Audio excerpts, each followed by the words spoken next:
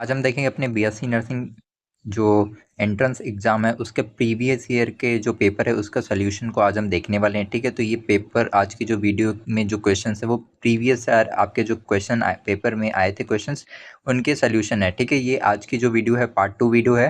Part 1 video जो है already जो है हमारे चैनल पे अपलोडेड है, आप जाके उसे भी देख सकते हैं। ठीक है, तो आइए चलिए स्टार्ट करते हैं अपनी वीडियो को। तो वीडियो में हमारा जो सबसे पहला जो क्वेश्चन है, ठीक, हमने 25 क्वेश्चन जो है वो पार्ट 1 वीडियो में डिस्कस कर लिया था। आज हम 26 नंबर क्वेश्चन से स्टार्ट करेंगे। ठीक है, तो हमारा जो सबसे पहला आज का जो क्वेश्चन है वो ये है कि the moment of momentum is called, यानी कि गतिज आघूर्ण को क्या कहा जाता है?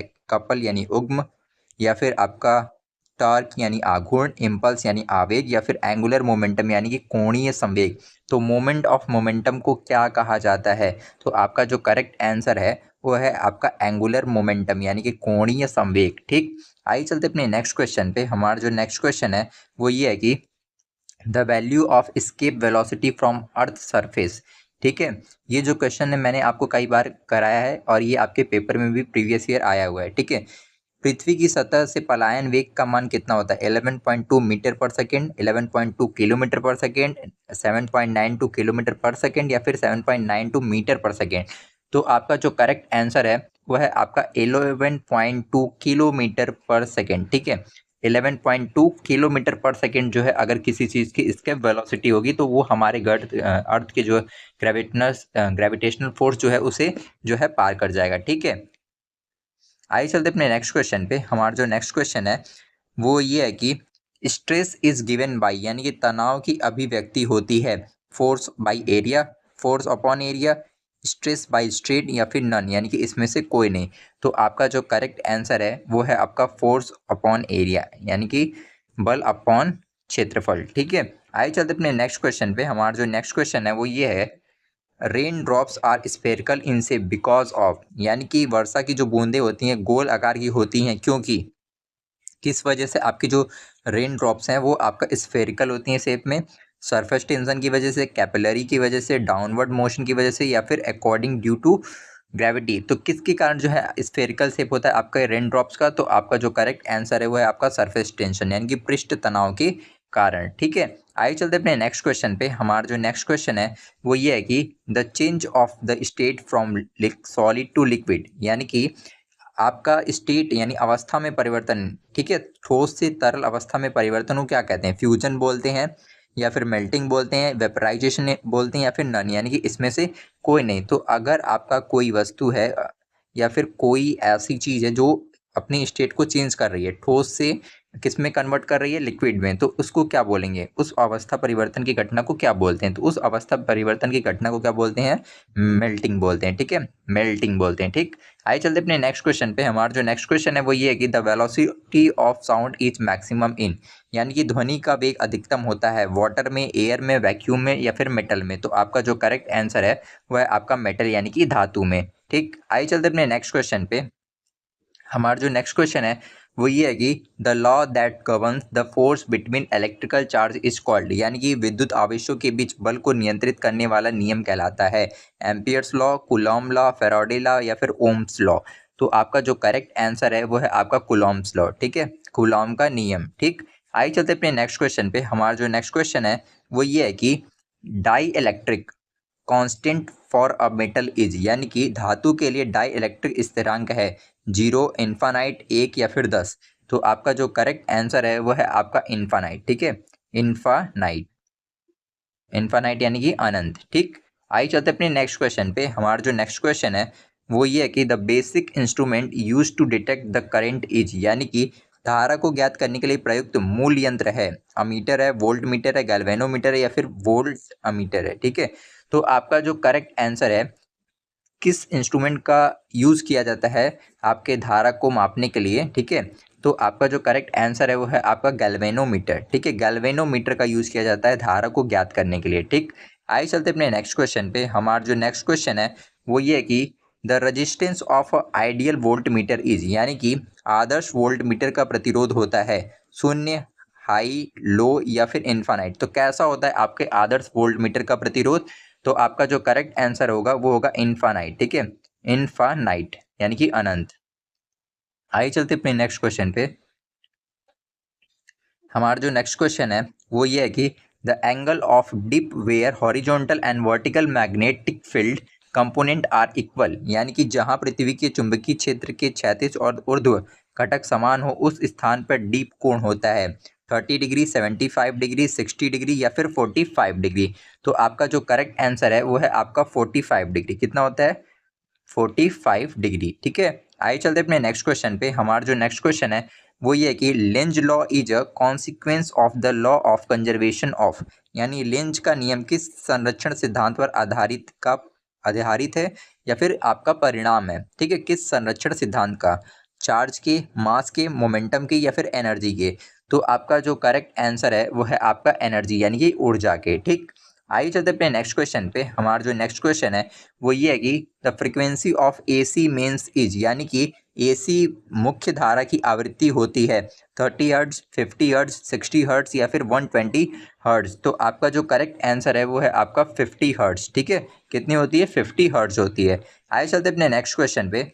हमारा जो नेक्स्ट क्वेश्चन है वो ये है कि और transformer is based on the principle of, यानी कि ट्रांसफार्मर का सिद्धांत आधारित है mutual induction, self induction, Ampere's law या फिर एक्सरे क्रिस्टलोग्राफी। तो आपका जो ट्रांसफार्मर होता है किस प्रिंसिपल पे जो है बेस्ड होता है? तो आपका जो करेक्ट आंसर होगा इसका वो होगा म्यूचुअल इंडक्शन। ठीक है, आइए चलते अपने नेक्स्ट क्वेश्चन पे। हमारा जो नेक्स्ट क्वेश्चन है वो ये है कि which of the following has a minimum wavelength, यानी कि निम्न में से किसकी तरंग दैर्घ्य सबसे कम होती है? एक्स रेज की, यूवी रेज की, गामा रेज की या फिर इनमें से कोई नहीं? तो किसकी जो वेवलेंथ होती है वो सबसे कम होती है? तो आपका जो करेक्ट आंसर है वो है आपका गामा रेज। ठीक है, गामा रेज की जो वेवलेंथ होती है वो सबसे मिनिमम होती है। ठीक है, आइए चलते अपने नेक्स्ट क्वेश्चन पे। हमारा जो नेक्स्ट क्वेश्चन है वो ये है कि which of the following species is amphoteric in nature, यानी कि निम्नलिखित में से कौन सी जो प्रजाति है वो द्वि अम्लीय क्षारीय होती है? H3O+ या फिर HSO4- या फिर Cr या फिर CO2? तो आपका जो करेक्ट आंसर है वो है आपका HSO4-। ठीक है, HSO4-। आइए चलते अपने नेक्स्ट क्वेश्चन पे। हमारा जो नेक्स्ट क्वेश्चन है वो ये है कि which of the following is an electrophile, यानी निम्नलिखित में से इलेक्ट्रोफिल है Cn-ROH या फिर AlCl3 या फिर NH3? तो इसमें से आपको इलेक्ट्रोफिल कौन है वो बताना है। तो आपका जो करेक्ट आंसर है वो है आपका AlCl3। ठीक, आइए चलते अपने नेक्स्ट क्वेश्चन पे। हमारा जो नेक्स्ट क्वेश्चन है वो ये है कि आइसोटोनिक सोल्यूशन हैव सेम, यानी कि आइसोटोनिक जो सोल्यूशन होता है उसमें क्या सेम होता है? Osmotic pressure, freezing point, boiling point या फिर वेपर प्रेशर? तो क्या चीज़ जो है आपके आइसोटोनिक सोल्यूशन में जो है सेम होती है? तो आपका जो करेक्ट आंसर है वो है आपका ऑस्मोटिक प्रेशर यानी कि परासरण दाब। ठीक, आइए चलते अपने नेक्स्ट क्वेश्चन पे। हमारा जो नेक्स्ट क्वेश्चन है वो ये है कि which of the following molecule does not exist, यानी कि निम्नलिखित में से कौन सा जो अणु है अस्तित्व में नहीं है? Xe2, H2O2 या फिर N2? तो आपका जो करेक्ट आंसर है वो है आपका Xe2। ठीक है, Xe2 जो है वो एग्जिस्ट ही नहीं करता मॉलिक्यूल। ठीक, आइए चलते अपने नेक्स्ट क्वेश्चन पे। हमारा जो नेक्स्ट क्वेश्चन है वो ये है कि chemical formula of rust is, यानी कि जंग का आपको क्या बताना है? रासायनिक सूत्र बताना है।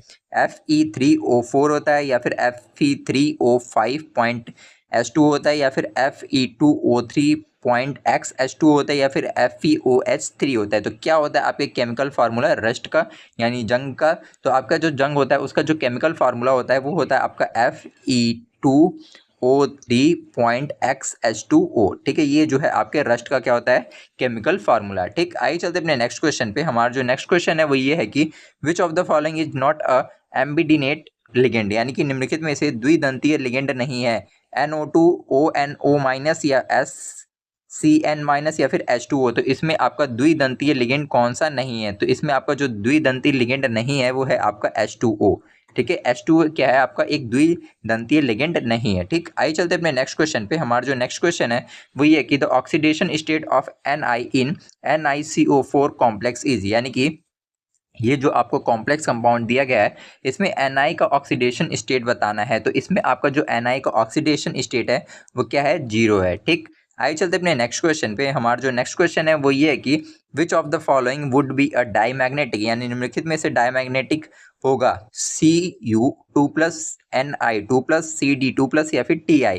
तो इसमें से कौन सा जो है डायामैग्नेटिक है? तो इसमें आपका Cd2+ क्या है, एक डायामैग्नेटिक है, ठीक है, Cd2+। ठीक, आइए चलते अपने नेक्स्ट क्वेश्चन पे।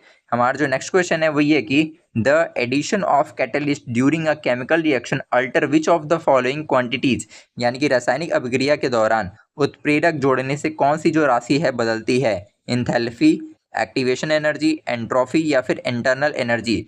तो आपका जो करेक्ट आंसर है वो है आपका एक्टिवेशन एनर्जी, यानी कि सक्रियण ऊर्जा जो है कैसे बदलती है आपके उत्प्रेरक जब ऐड किया जाता है, तो आपकी जो सक्रियण ऊर्जा है यानी एक्टिवेशन एनर्जी है वो बदल जाती है राशि। ठीक है, आइए चलते अपने नेक्स्ट क्वेश्चन पे। हमारा जो नेक्स्ट क्वेश्चन है वो ये है कि the overall order of reaction with rate के ए हाफ बी के पावर में हाफ इज, यानी कि आपका ये जो अभिक्रिया दी गई है, ये जो आपके अभिक्रिया का रेट दिया गया है, इसका टोटल आपको क्या बताना है? ओवरऑल ऑर्डर बताना है क्या है।